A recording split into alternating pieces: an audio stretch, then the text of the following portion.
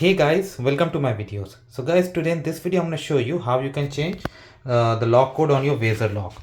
So the very first thing, because I just removed it, oh, I'm sorry, is to we had two screws, one here, one here. So we had to use the screwdriver to take it out, okay, and keep those screws very properly because you should not lose them. Now with this model, it's going to be the two-step process. Step number one, remove the existing code.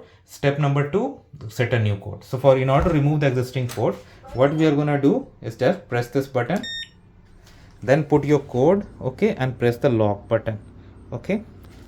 So I'm going to do that. Oh, sorry, because that it timed out, okay. Oh, sorry, timed out again.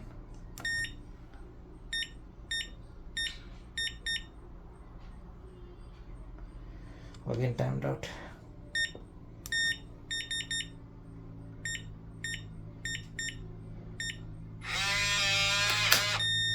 Okay, so now it's done. All right, now step number two. So you have to be quick before you do that, okay. Step number two, something similar. Press the button, select the code, and press the lock button.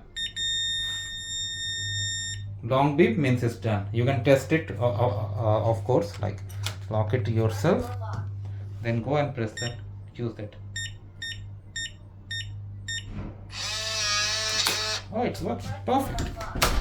Okay, so two step. Press this button, program button, go put your old code and press the lock button, means it's done.